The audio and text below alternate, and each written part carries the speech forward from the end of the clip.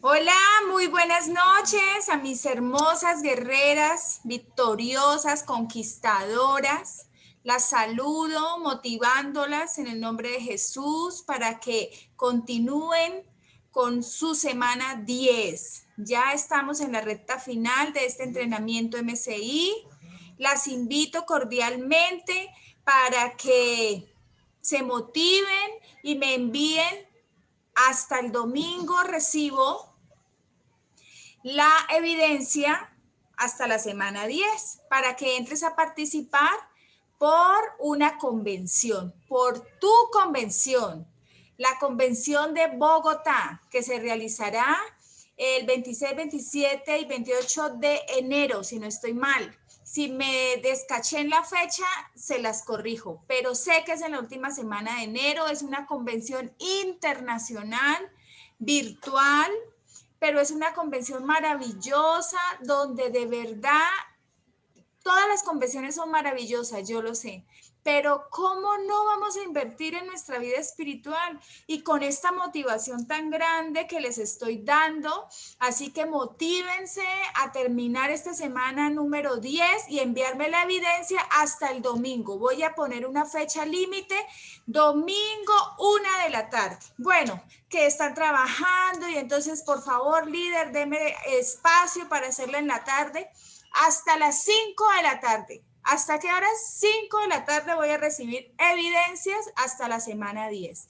Vamos, vamos que se puede. Bueno, mis amadas, y las dejo con nuestro pastor, César Castellanos Domínguez.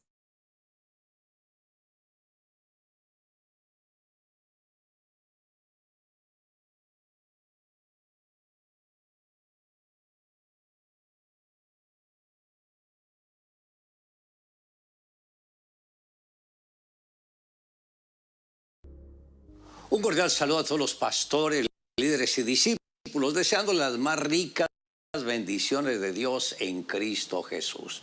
Bueno, la verdad que los felicito porque en medio de este tiempo de pandemia ustedes han logrado perseverar en la fe.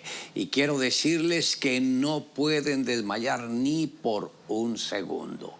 Bueno, estamos tratando de que ustedes entiendan bien cada uno de los conceptos de la visión. Y hoy me gustaría que abrieran sus Biblias en el libro de Efesios, en el capítulo 2, el verso 20. Y dice la palabra, edificados sobre el fundamento de los apóstoles y profetas, siendo la principal piedra del ángulo Jesucristo mismo. Y hoy me gustaría tratar sobre el tema cómo implementar la visión. Sabemos que la piedra angular de la iglesia es Jesucristo, sobre la cual se erigen 12 columnas, es decir, el fundamento apostólico. Estos se convirtieron en el soporte que llegó a sostener todo el peso de la iglesia. Quiero que se vea en pantalla grande, entonces voy a volver a compartirles la pantalla para que se pueda ver en grande.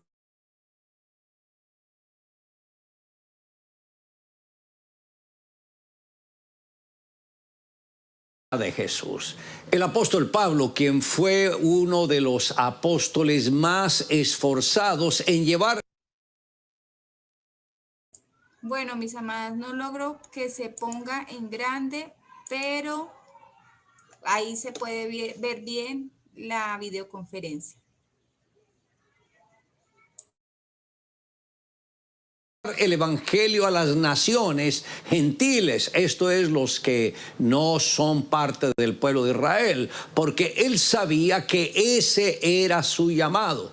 Uno de los hijos espirituales que él tuvo fue Timoteo, hijo de una mujer judía creyente, pero de padre griego, y daban buen testimonio de él los hermanos que estaban en Listra y en Iconio. Esto fue lo que expresó el escritor al libro de los Hechos en el capítulo 16, los versos 1 y 2. Pero más adelante el apóstol Pablo se refiere acerca de él en su viaje misionero y dice y al pasar por las ciudades les entregaban las ordenanzas que habían acordado los apóstoles y los ancianos que estaban en Jerusalén para que las guardasen.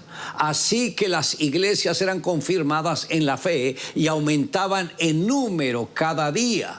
Podemos ver que la solidez de la iglesia y la multiplicación de la misma obedecía a que todos acataban las órdenes dadas por los apóstoles. Es importante que esto ustedes lo tengan en cuenta. Debemos entender que la unidad no es una alianza de simpatías cargadas de intereses personales. La unidad está fundamentada en la obediencia a la doctrina y esta va muy ligada a la palabra de Dios. El liderazgo correcto está tan comprometido con la visión que en ellos prima la ausencia de egoísmo para pensar en equipo y darlo todo para lograr juntos la conquista de las naciones. Años después, Pablo le escribe a su hijo espiritual Timoteo diciendo: lo que has oído de mí ante muchos testigos, esto encarga a hombres fieles que sean idóneos para enseñar también a otros.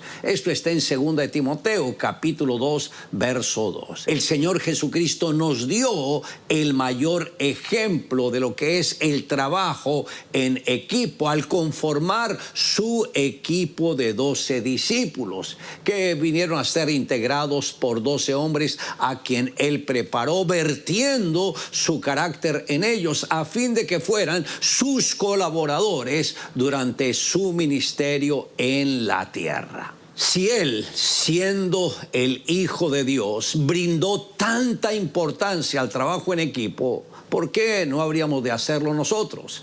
Le tomó 3 años y medio formar a estos 12 hombres, moldeando el carácter de cada uno de ellos, enseñándoles a ser hombres idóneos para poder continuar con la visión que Dios le había dado, que es la salvación del mundo. El Señor Jesús le tuvo mucha paciencia a cada uno de los integrantes de su equipo por los diferentes temperamentos en cada uno de ellos. Al respecto, uno de los más grandes conferencistas motivacionales del siglo pasado fue el doctor Norman Vincent Peale. En su testimonio, él compartió acerca de la timidez que lo caracterizaba cuando estaba estudiando. Timidez que se transformó en un gran problema para él, pues esto no le permitía hablar en público.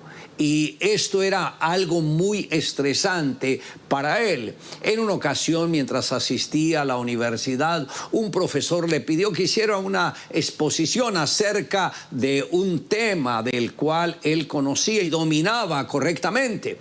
Y al pararse frente al público, su mente se bloqueó, comenzó a tartamudear, hablaba incoherencias, luego quedó completamente paralizado, bajó del estrado muy avergonzado y se sentó en un sillón con el rostro cargado de vergüenza. El profesor se acercó a él, lo observó y le dijo: Norman, cuando termine la clase quiero hablar contigo. Al finalizar, el maestro le preguntó: ¿qué es lo que te sucede? Yo sé que eres un excelente estudiante, sé que eres inteligente, pero cada vez que te paras al frente de la clase te bloqueas. Luego te desplomas en una silla con tu cara encendida de vergüenza. Norman contestó: creo que debo tener un espíritu de inferioridad. Animándolo, el profesor agregó: yo también pasé por lo mismo. Usted pasó por lo mismo que yo he estado viviendo. ¿Qué hago para poder liberarme de esto? Yo no quiero ser así, quiero cambiar. Te entiendo. Déjame compartirte la fórmula que a mí me sacó adelante. Confía en Dios. Ora a Dios. Cree en Dios y Él obrará. Después de escuchar lo que el profesor le dijo, saliendo de su clase se detuvo en los escalones del edificio y lloró: Señor, ¿tú qué puedes hacer que el borracho se vuelva sobrio, que el ladrón se vuelva una persona honrada? ¿Puedes tomar a este hombre confundido y hacerlo una persona normal? Por favor, Señor, ayúdame. Amén. Esa sencilla oración marcó la gran diferencia en la vida de este tremendo hombre de Dios, Norman Vincent Peale. Y desde ese momento todo en su vida cambió y llegó a convertirse no solamente en un gran líder motivacional, sino que fue un gran autor de decenas de libros, ayudando y orientando a miles de personas alrededor del mundo. Pero todo comenzó porque él tomó una decisión. Razón por la cual tenemos nosotros encuentros donde los creyentes son confrontados con su pasado para que sepan contra qué se están enfrentando y cómo romper las ataduras del alma. Y de esta manera estarán preparados para ser esos discípulos eficaces y fieles. Para formar un equipo de 12 debemos saber, número 1, la importancia del trabajo en equipo. Actualmente destacamos la importancia de este trabajo, tal como lo hizo Jesús, aplicando la estrategia de lo que se conoce como el gobierno de los 12 para el alcance y el desarrollo de la visión que llegue hasta el creyente más nuevito.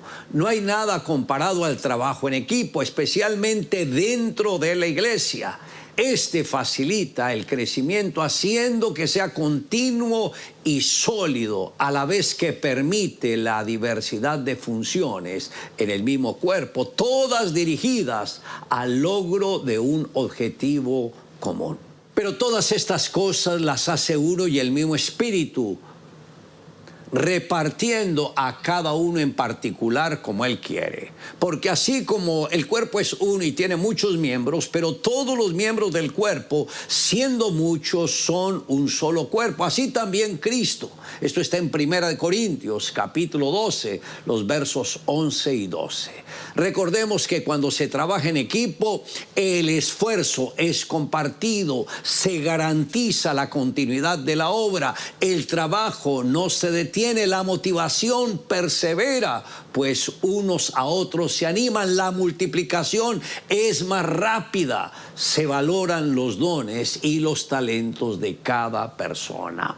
Recuerde, la iglesia de Cristo no es un edificio construido con ladrillo y adornada con alfombras, sino la conforman las mismas personas que provienen de todas las culturas, razas, clases sociales. La iglesia son personas. Nuestra labor consiste en ganarlas y trabajar cuidadosamente en ellas, tal como lo hizo Jesús con sus discípulos, como lo enseña la misma palabra. Vosotros también, como piedras vivas, sed edificados como casa espiritual y sacerdocio santo, para ofrecer sacrificios espirituales aceptables a Dios por medio de Jesucristo. Fue lo que dijo el apóstol Pedro en su primera carta, en el capítulo 2, verso 5. Al conformar un equipo, considere siempre que la clave del éxito radica en que cada persona que nos rodea se convierte en un líder con capacidad de orientar a otros. Esta estrategia te levanta como líder o te acepta como discípulo. Si pasas la prueba como líder, está preparado para entrar a desarrollar la visión que el Señor nos confió para la eficaz expansión del Evangelio, donde cada uno de su equipo no va a ser un simple creyente o simpatizante, sino se van a convertir en personas que se unirán a trabajar hombro a hombro contigo. Recordemos que todo esto es el resultado de lo que hemos conquistado en oración. Al Señor Jesús le tomó tan solo una noche de oración, pero a nosotros, por supuesto, que nos tomará mucho más tiempo para llegar a esos 12 hombres o mujeres que son fieles a su llamado. La fidelidad ha de ser una cualidad que distinga a los miembros de nuestro equipo para poderles confiar la visión que hemos recibido de parte de Dios. Pablo le dijo a Timoteo: esto encarga a hombres fieles que sean idóneos para enseñar también a otros. La visión solo puede ser desarrollada por hombres y mujeres dispuestos a entrar en un proceso de transformación de su carácter y su manera de pensar en todas las áreas de su vida, a fin de convertirse en esos vasos útiles para el ministerio. Cada quien debe verse como barro en las manos de Dios, quien nos moldeará de acuerdo a su propósito. No podré yo hacer de vosotros como ese alfarero, oh casa de Israel, dice Jehová. He aquí que como el barro en la mano del alfarero, así sois vosotros en mi mano, oh casa de Israel. Fue lo que el Señor ministró a través del profeta Jeremías en el capítulo 18, el verso 6. Y a través de Job, el mismo Job tiene que exclamar algo que fue confrontante para él, y le dice: tus manos me hicieron y me formaron, y luego te vuelves y me deshaces. Acuérdate que como a barro me diste forma y en polvo me has de volver. No me vaciaste como leche y como queso me cuajaste, me vestiste de piel y de carne y me tejiste con huesos y nervios. Vida y misericordia me concediste y tu cuidado guardó mi espíritu.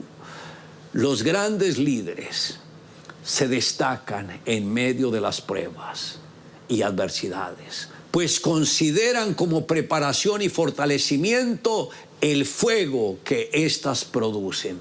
A través de este tipo de situaciones se logra conocer el corazón de los discípulos. Es aquí donde se prueba la fidelidad. Pero vosotros sois los que habéis permanecido conmigo en la prueba. Fue lo que el Señor le dijo a sus discípulos en el libro de Lucas, capítulo 22, verso 28. El doctor Robert Schuller hizo un paralelo entre el fracaso y el éxito. Él dijo: fracaso no significa que somos unos fracasados, significa que todavía no hemos tenido un buen éxito. Fracaso no significa que todavía no hemos alcanzado nada, significa que hemos aprendido algo. Fracaso no significa que hemos actuado como necios, significa que hemos tenido mucha fe. Fracaso no significa que hemos sufrido el descrédito, significa que estuvimos dispuestos a probar. Fracaso no significa falta de capacidad, significa que debemos hacer las cosas de otra manera. Fracaso no significa que somos inferiores, significa que no somos perfectos. Fracaso no significa que hemos perdido nuestra vida, significa que tenemos buenas razones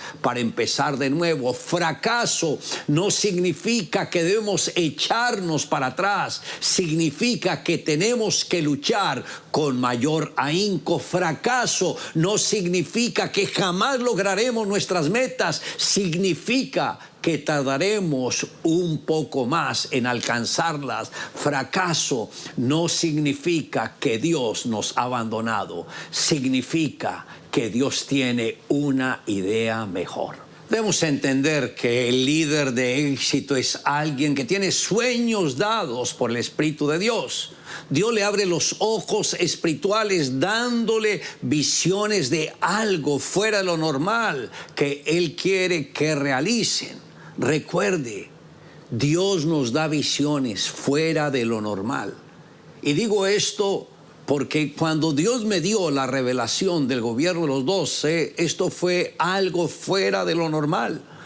Que aunque todos tenemos la misma Biblia, la leemos, no entendíamos el por qué Jesús había entrenado 12 hombres, hasta que el mismo Señor corre el velo y nos revela la importancia de esto que Él hizo, que vino a ser la piedra fundamental para levantar la iglesia. Y a muchos aún le cuesta entender que este principio es el principio que nos va a dar la solidez para ese ministerio que el Señor nos ha confiado. También Dios nos fortalece en la fe para que nosotros mismos llevemos a cabo sus sueños, y debemos vivir siempre a ese nivel de fe que Él nos dio. No debe moverse en el complicado mundo de la lógica, porque escrito está: mas el justo por la fe vivirá, y si retrocediere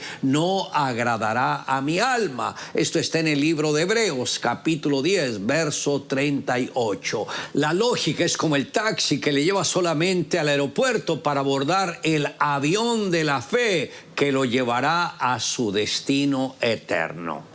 O está en el avión de la fe o está en el taxi de la lógica. No puede viajar en ambos al mismo tiempo. Ahora, los sueños grandes y nobles son el material con que entretejemos nuestro futuro. Cuando tenemos un sueño, una visión dada por Dios, recibimos tanta seguridad en nuestro corazón que no cabe la menor duda de que ya lo hemos logrado. Declare continuamente el milagro como algo real, como algo que ya le pertenece y por el cual no debe descansar hasta verlo realizado.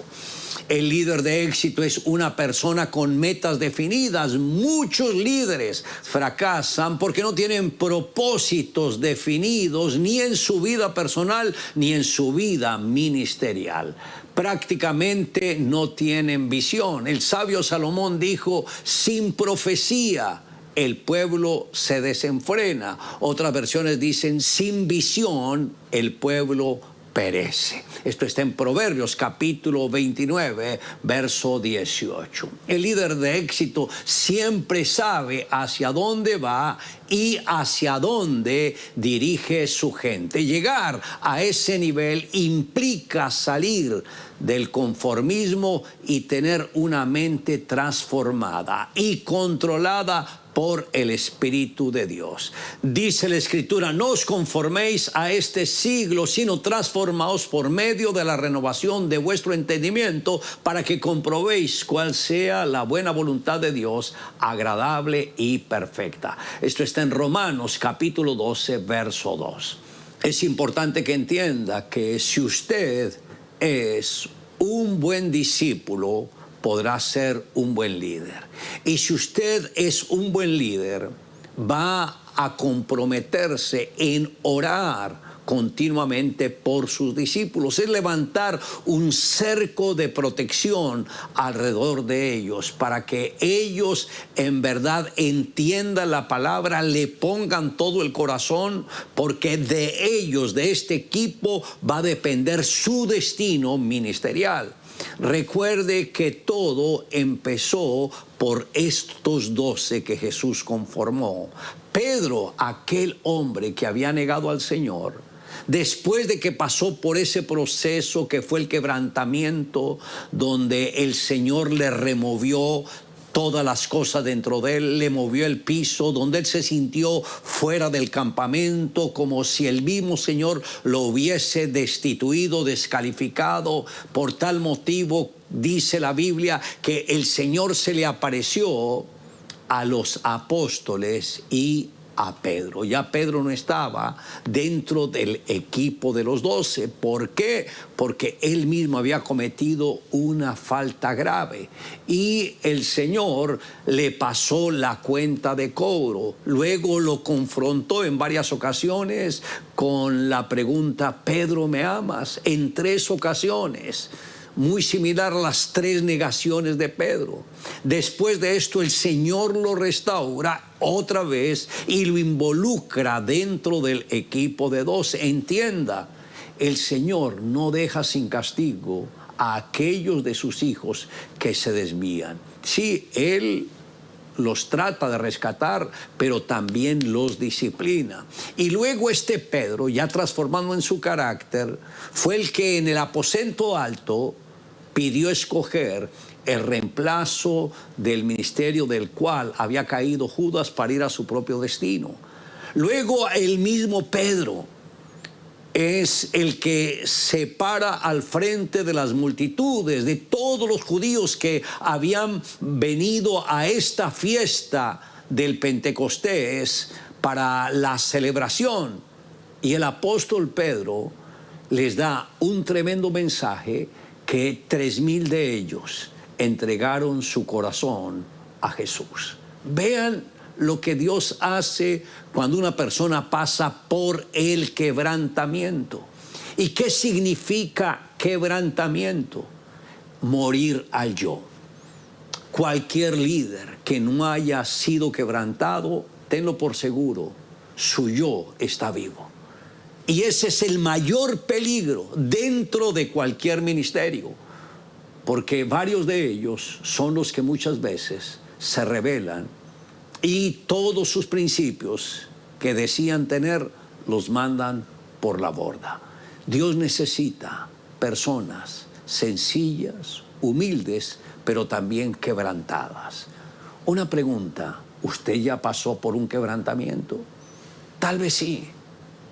Y ese quebrantamiento lo lleva a sentirse que no es digno del ministerio que el Señor está confiando. Recuerde, así se sintió Moisés. Él no se sintió digno, pero Dios lo llevó a liderar la nación de Israel. Así se sintió Pedro, pero Dios lo llevó a liderar a los cristianos, a la nueva conquista. Y Pedro también fue el primero en llegar a la casa de Cornelio, un gentil, con el evangelio de Jesucristo. Estaba usando las llaves que el mismo Señor le había dicho: a ti te daré las llaves del reino de los cielos. Ahora, cuando nosotros empezamos a ganar personas y que se abran casas para ministrar en ellas la palabra de Dios, estamos también bajo la unción de Pedro, usando la misma llave que el Señor le dio a Pedro, llegando a los hogares para poder ministrar a ellos. Y quiero decirles, si ustedes se enfocan en el trabajo en los hogares y logran establecer lo que en esta convención que acabó de culminar se conoció como los grupos Go, que son prácticamente células, no de esas células multitudinarias, sino un grupo pequeño de personas que están hambrientas de conocer de la palabra de Dios. Hoy en día los jóvenes no necesitan que los separen como hombres, mujeres, sino ellos quieren estar en equipo para compartir juntos. Y más en este tiempo de pandemia, no podemos mandar a unos a un lado y a otros a otro. ¿Por qué? Porque son familias enteras las que se están reuniendo. Entonces las puertas están abiertas para todos los que quieran venir a aprender de la palabra de Dios. Todos son bienvenidos. Por eso nosotros, ¿qué es lo que hacemos? Que como familia nos reunimos y también están nuestros nietos y compartimos la palabra con ellos, lógico, dándole la comida de acuerdo al estómago espiritual de cada uno de ellos. Y en esto que se nos avecina, nos tenemos que volver en grandes líderes de células. Este trabajo celular va a ser lo que va a levantar su ministerio. Por favor, líder, enfóquese y haga un trabajo extraordinario. Yo sé que el mismo Señor le va a respaldar en todo. Permítame hacer una oración por su vida. Espíritu de Dios, gracias por ese tremendo liderazgo que has levantado dentro de la misión carismática internacional. Gracias, Señor, porque estas personas tienen el mismo corazón tuyo.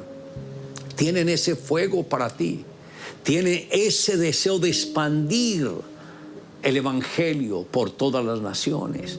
Gracias, Señor, también por estos grupos Go, estas células que son compactas, pero gente comprometida, hambrientos por tu palabra. Gracias porque sé que viene una explosión sin precedentes en las células, en los hogares. Gracias, Señor, porque yo sé que tu Espíritu Santo está dando el silbido y trayendo personas de diferentes lugares que conformen estos grupos Go para fortalecer la visión, para poder llevar a tu iglesia a otra dimensión, a una dimensión de lo sobrenatural. Sabemos que el tiempo que nos resta es corto, pero queremos aprovecharlo ganando muchas vidas para tu reino. Gracias, Señor, por el liderazgo, por todas estas personas